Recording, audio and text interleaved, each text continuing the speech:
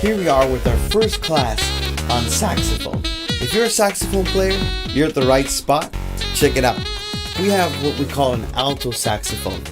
Now, the saxophone family has many different saxophones. It has a soprano, it has an alto saxophone.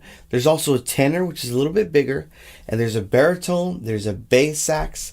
There's a lot of different types of saxophones, but today we're dealing with, this is an alto sax, right? And it's the difference between an alto and a soprano and a tenor, or soprano, alto, and tenor, is that the range and the key sometimes changes. Now let's go over a little bit about the alto sax and how to put it together, and we'll go into more depth on the key a little bit later. But let's just talk about this. This is what they call the bell section, okay? And it kind of looks like a bell upside down, right? And some of the sound comes out through here, but the majority of the sound comes out through the body of the saxophone. And you see it's curved upwards, okay? And that gives it a shape that allows the sound to project upwards and outwards. So, you see it has a lot of keys, and it's easy to look at the saxophone and say, man, this is a lot of keys. What do I do? It just looks like some kind of puzzle. But don't get overwhelmed.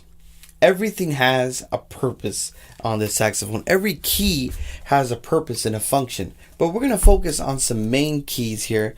We're going to focus on some main buttons that'll help us play the majority of the notes. So if you're looking at the saxophone, you see all these buttons. Some of them have like a pearl inlay on them, and those are most of the ones that we're going to want to be using. Okay, so with your left hand, if you want to simply grab the saxophone, and be careful, this is very delicate. Even be careful the way you pick it up out of the case, because all of these bars and these keys can be bent. Don't ever try to pick the saxophone up by a key, and because anything could be bent very easily. These are metal, and the metal keys can be bent easily. So it's very important to be very careful with the saxophone, and to pick it up in a very gentle way. I usually pick mine up by the bell. That way I know I'm not pulling any of these bars or keys. So let's take our left hand, okay? And if your left hand, in the first three fingers, 1, 2, 3, we're going to place them on the pearl keys, okay? So if you're looking, there's a key right here. We're going to skip that guy, and we're going to go down 1. And this is going to be our first position on our first key. So I'm going to scoot up a little bit closer so you guys can see this, okay? And it's going to be right there. Okay, the second finger, see there's a small pearl key. We're going to skip that guy, and we're going to move on to the second finger. Okay, and there's another one that comes out a little bit farther, and that's going to be our third. So once again, if you were to look at it, 1, I skipped 1, skip another one, 2, and then 3. All right, and that's our first 3 fingers we're going to use.